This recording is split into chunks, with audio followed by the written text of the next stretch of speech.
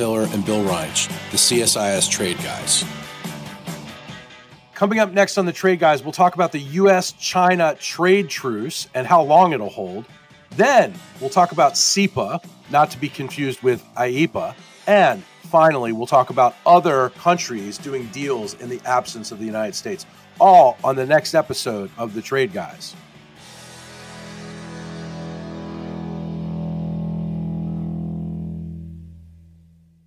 Gentlemen, this is a very special podcast because we have with us one of our favorite CSIS colleagues.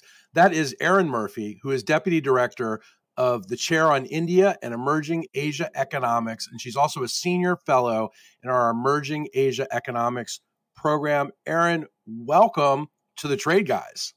Thank you for having me. This has been a dream, not only to be on the Trade Guys, but also to be called everyone's favorite colleague. So it's, great honor for me. You are. And, I don't know if it's a dream to join us schleppers, but you certainly have raised the bar of this podcast with your mere presence.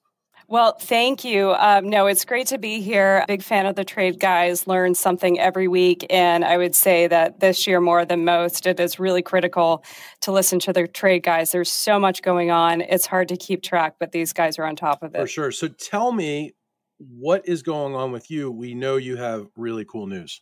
So I also have just joined the podcasting game and have just recently released, the first episode came out on Tuesday, for a podcast called Economics. Echo being, things that are rippling effect out there. And the idea is that, policy developments, concerns among the voting public, like where did our manufacturing jobs go? Why is China stealing all our stuff? Developments or deteriorations of international institutions, like this doesn't happen overnight. They have roots in history. And it really matters to understand what those roots are so we can figure out what to do about it or why we're in the situation we're in. So this podcast, Economics, tries to do that. Hey, Erin, this is Scott. Can you tell the audience a little bit more about how frequently you'll do this? I presume it's an interview program of some sort. So tell us who your guests might be and the topics you're expecting. Sure. So it's going to be in two tranches. It's a narrative podcast, which means it takes a lot of work. I've got to write scripts. I got to interview people and do a lot of research. So unfortunately, it's not on a weekly schedule for, infinity time, but we're going to be releasing a new episode each week for the next 4 weeks, take a little break and then bring it back. And so the episodes cover quite a lot of interesting things with the focus being on Asia. As I am with the Emerging Asia Economics program, we're looking at issues that have happened in the Indo-Pacific that still have impact here. So the first two episodes, it's a two-parter, is on the 1997 Asian financial crisis, where we see how a currency issue in Thailand infected the entire region and almost brought down some of the world's largest economies, but also brought down governments too, and also impacted the United States. And we still see those impacts today. We also talk about the China accession to the World Trade Organization. And we also compare the anti-Japanese sentiment that we saw in the 1980s when Bill was working on the Hill and saw his fellow congressmen smashing Toshiba stereos in the parking lot, but comparing it to the anti-Chinese sentiment that we're seeing today. And then in the second tranche, we're going to talk about the changing relationship between the U.S. and Vietnam. We're going to be looking at the changing manufacturing issue in the United States, how a lot of that got outsourced to China, and also look at sovereign wealth funds. Erin, this sounds like a really interesting set of ideas. What's the format? Can you tell the audience what they might expect? Is it an interview show? Is it a prepared show? It's like Netflix, you can binge watch it. Are you just going to shoot from the hip the way we do? I would love to shoot from the hip, but I think my producer, Marla Hiller, would probably get really upset with that.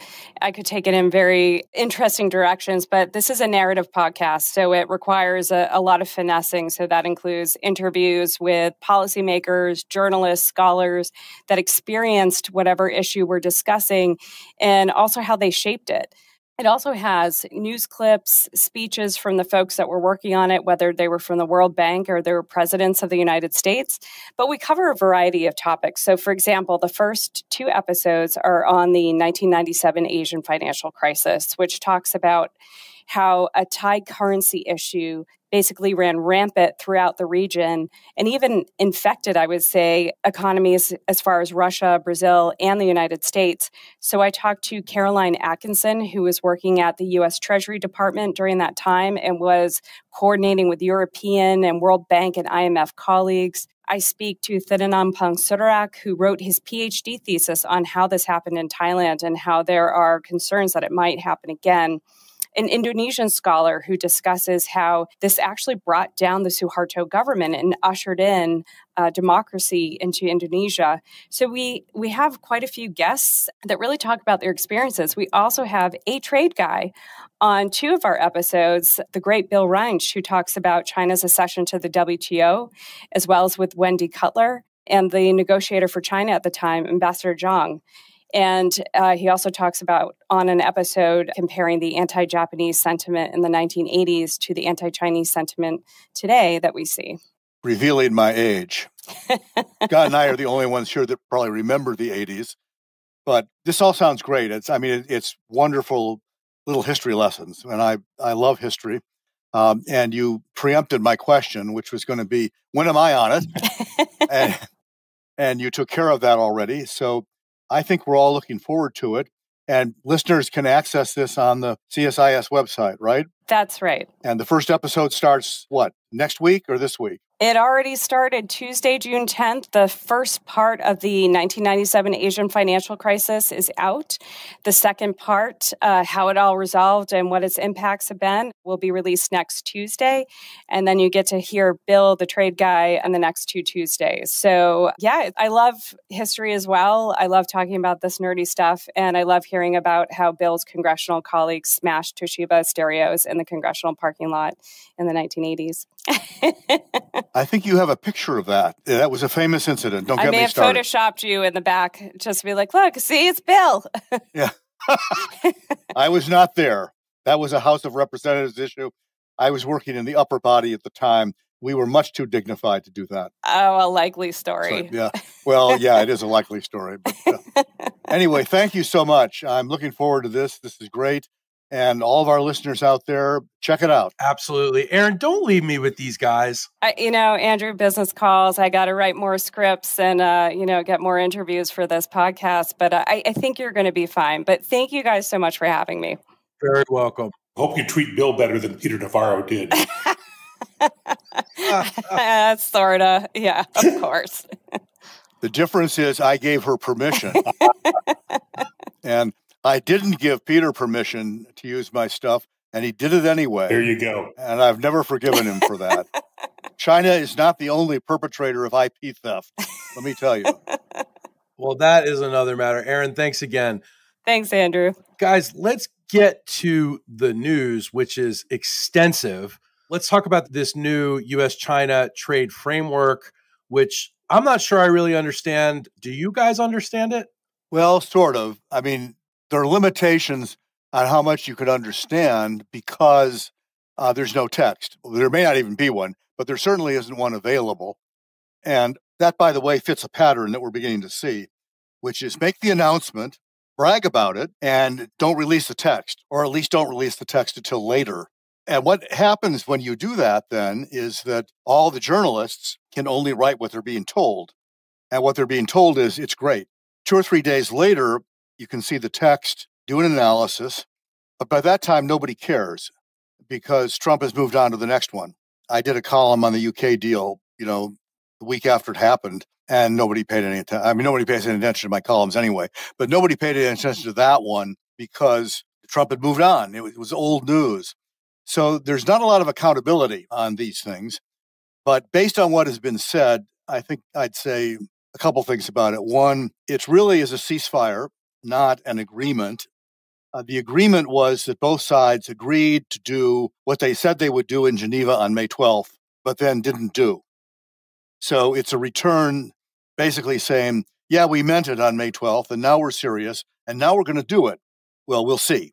There was a lot of mutual recrimination post-May 12th as to both sides saying the other one was not meeting its commitments.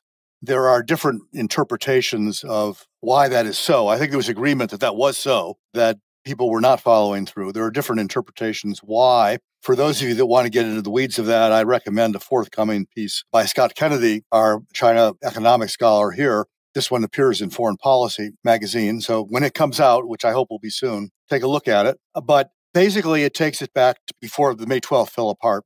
There appear to be two trade-offs. One is magnets for students. The United States agreed to let Chinese students go to school here, graduate school here, and the Chinese agreed to resume shipping industrial magnets, which are really critical for our automobile industry and a number of other high-tech products.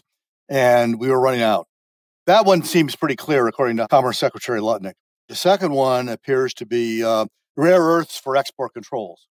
That is, the Chinese will resume shipping some, maybe all, that's not clear, rare earths. Yeah, does it include magnets? The magnets and the students are one deal. The rare earths and the export controls appear to be the other deal, that they will restart shipping rare earths again. And we, in turn, said we would remove some export controls. The United States has not been specific about which ones. It appears to be the ones that they imposed post-May 12th, from the U.S. point of view, in retaliation for the Chinese slow-rolling the export of magnets and rare earths, which they said they would do starting on May 12th.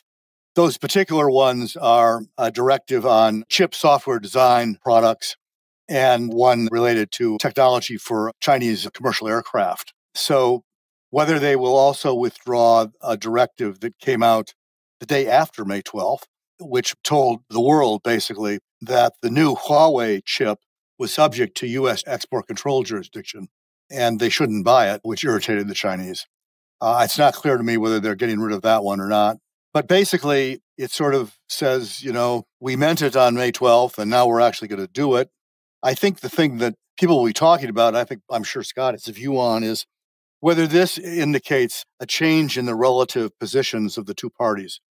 What China has demonstrated, I think, is that it has, unlike Trump telling Zelensky that Trump has all the cards, China's just got finished demonstrating that they've got cards, and they're important cards. They have stuff that we, in the short run, can't get anywhere else and can't process anywhere else. So it allows them to, I think, leverage us in ways that they had previously only hinted at or signaled at, and now they've kind of brought out the bazooka. And it'll be interesting to see where that goes. And on that, I'll stop rambling and turn it over to Scott. Yes, well, Bill's the expert on export control, so I'm glad he covered that piece of it.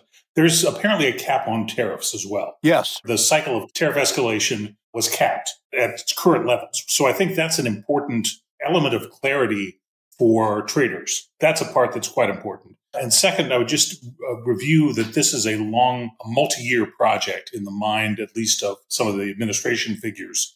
Today, before a congressional hearing, Treasury Secretary Bessent talked about the key issue for the world economy over the next few years is whether the United States and China can rebalance their trading relationship to something that is acceptable to both sides. He described that in a fair amount of detail about what that meant and what he expected. But while Bill gave an accurate estimate of where they are now, I expect this to be ongoing. I think they're going to continue to work it. Think of it as a commercial real estate development that you've got an initial contract, but there's going to be lots of amendments to the contract over the 5-year construction cycle. So there's work to be done here. Bill's right. It's a little frustrating that we don't know all the details, but there does seem to be enough of a China deal to call it one. And I think that will at least provide importers some clarity on what to expect. Well, that's a good point. I mean, it does not solve any of the fundamental differences. Oh, no. That the two parties have. It kicks the can, basically. Dating from May 12th, Trump provided a 90-day window to further resolve issues, which takes them to August 12th, I think, or 13th, something like that. And we'll see what happens during that period. My guess is, in the short run, nothing, aside from implementing what they agreed to on Monday and Tuesday, because the same people on the U.S. side are preoccupied with the shorter deadline, which is the July 8th deadline for all the other countries. And so they're going to try to bring those to a conclusion. So I suspect China will wait a bit. But for those of you that spend a lot of time thinking about China and working on China, there's going to be a lot of commentary on whether this shifts the leverage in the relationship. And I think the U.S. view for a long time has been that we were in the top position because the Chinese economy was in trouble. We were their biggest destination for their exports. It's an export-based economy. If we threatened to cut that off, they'd fold. Well, they didn't fold. And not only did they not fold, they found counter leverage. And it's kind of a lesson there because it suggests that, I mean, they're a big country. Not a surprise that they have some leverage. But it's a reminder even to smaller countries that sometimes they have things, maybe a particular critical mineral or two, or a particular technology that nobody else has. And that gives them a significance that might be much greater than their macroeconomic weight in the global system. So I hope it's a lesson for the Trump administration to see that these things are more complicated than they might think. And just the sheer size of the U.S. economy is not necessarily going to be decisive in every case. Some may take that, but I'm not sure that's the lesson they're picking up. And look, the president's unconventional in a lot of ways as a political office holder.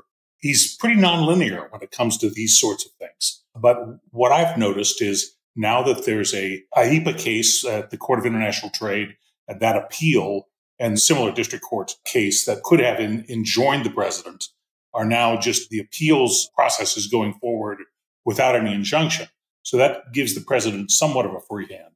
The other thing is the economic reports are basically proving the doomsayers, if not wrong, perhaps premature or exaggerated. But, you step back from this and the trade deficit has been cut in half. Inflation is the lowest since 2020 and roughly at the Federal Reserve's target of 2% on an annual basis. Employment reports look very solid.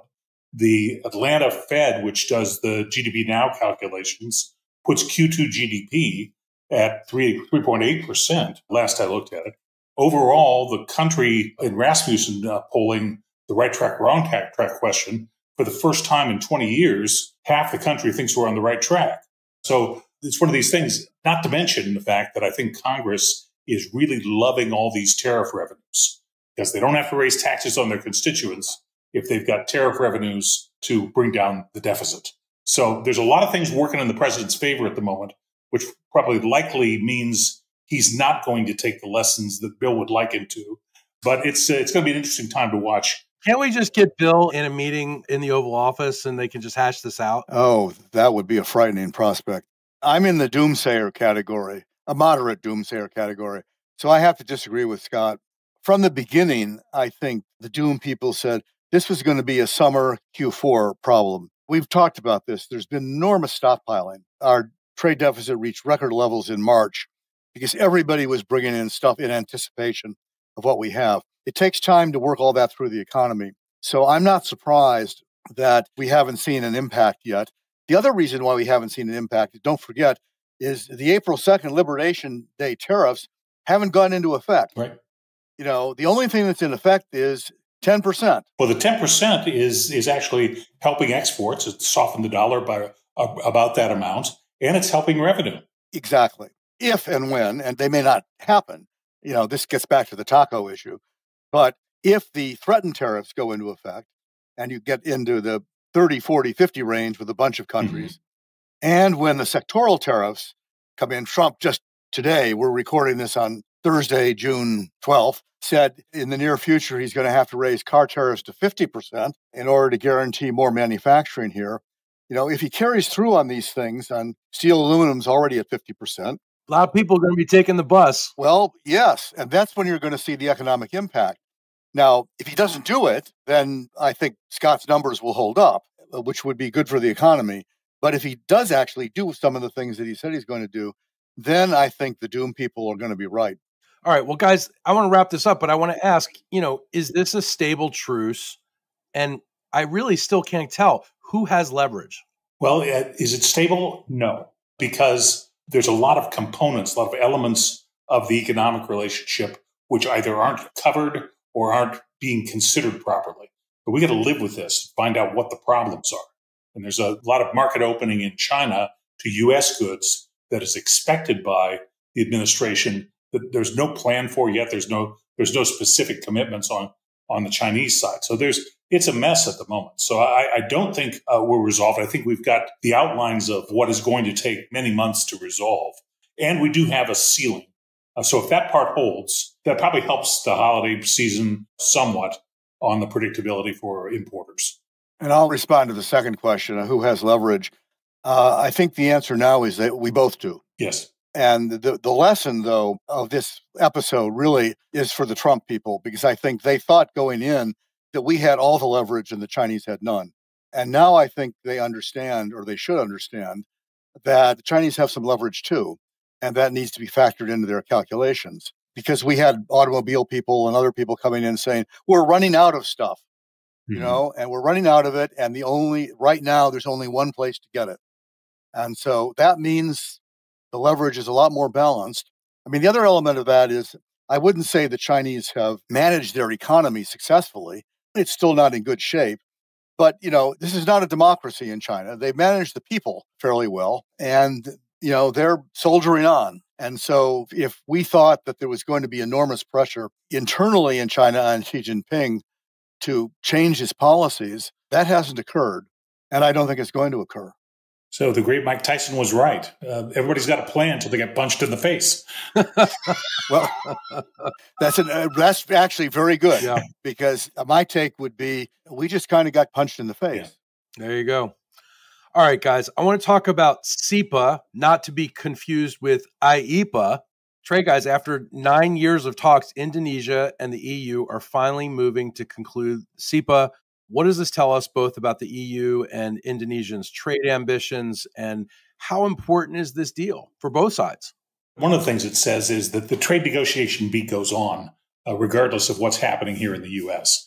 Now, for almost a decade in the 1990s, the most popular thing to do was a bilateral free trade agreement with your neighbors that didn't have much coverage. That was the path of least resistance for market opening. It helped make all these value chains that we rely on today work more effectively.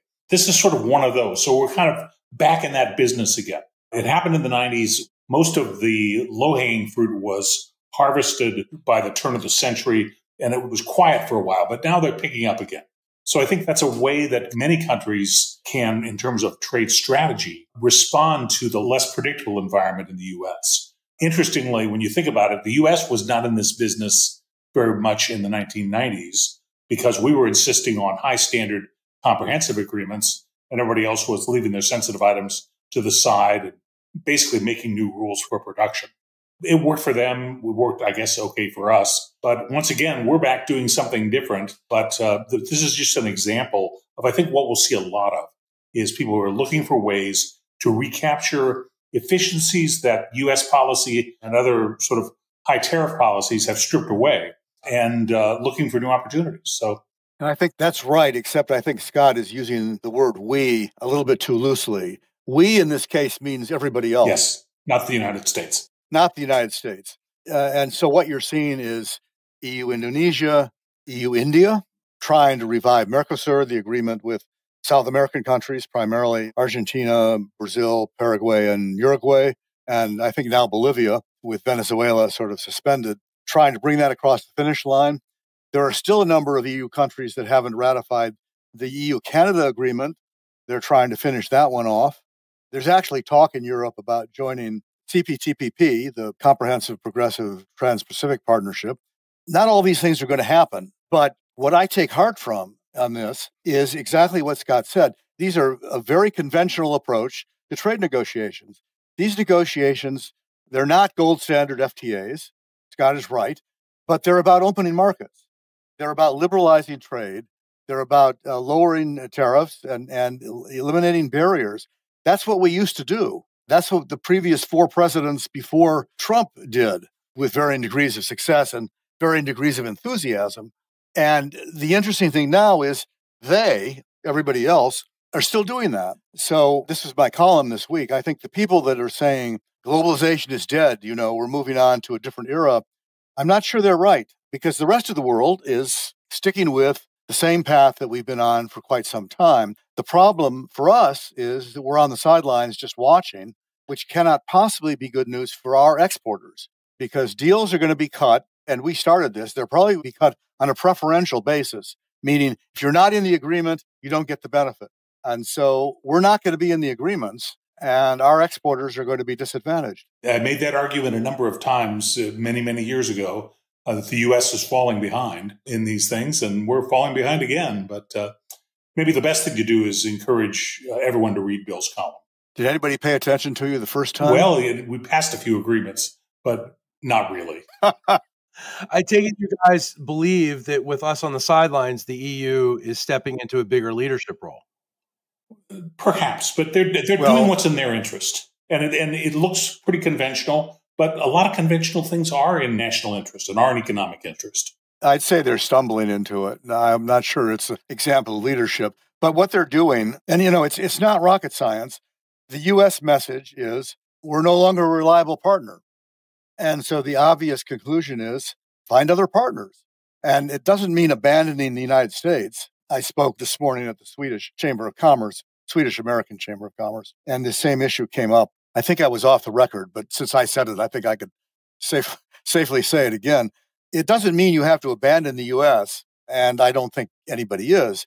It means just don't put all your eggs in one basket, which is a basic element, and that's what's happening. I think the EU is realizing the U.S. is important, but there are other places that we can show growth with. Okay, so along those lines, when you look at the UK, India, and EU-India FTAs, is India emerging as really the next big trade partner for countries seeking to diversify away from China? And what's driving this surge? Well, it's certainly emerging as the next big target. People like to do agreements that are big, which means meaningful economies.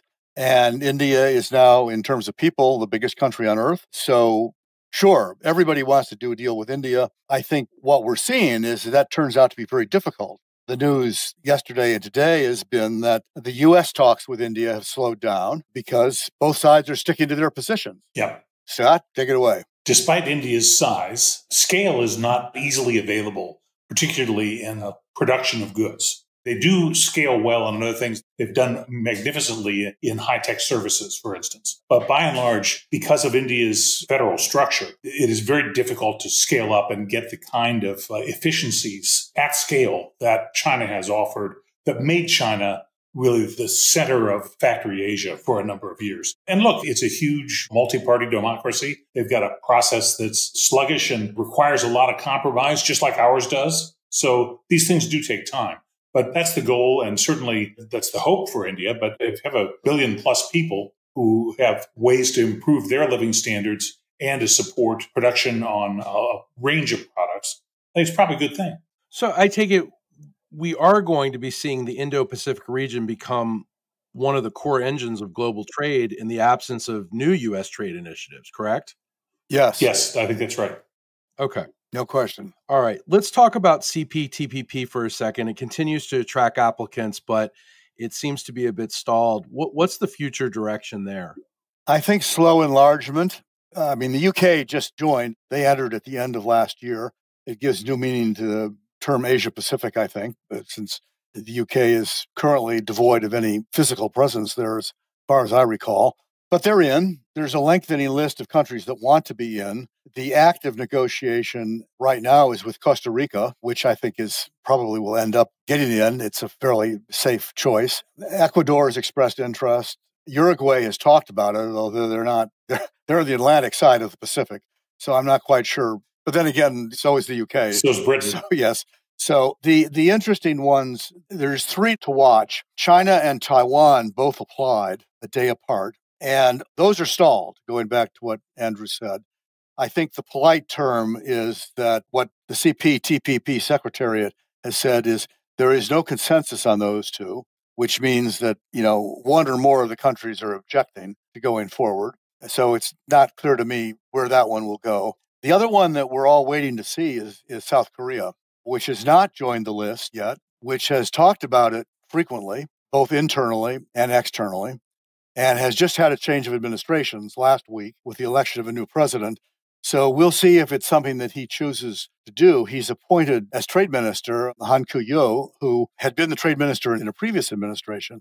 And you may see more interest being expressed there. That brings back a lot of historical issues, though, because in order for them to get in, Japan will have to say it's okay. And the Japanese-Korea relationship has been, I guess the best thing to say is uneven for more than 100 years. So we'll see. But that's the big one that we're watching. But right now, I think the one active negotiation is Costa Rica. Look, there are a lot of groupings and a lot of ways to get to trade liberalization in the Asia Pacific. And what I learned from watching ASEAN over the years, these 10 nations with vast differences in scale and economic development, always move forward. They always move toward more open markets. Even if it's slow, that's the general direction.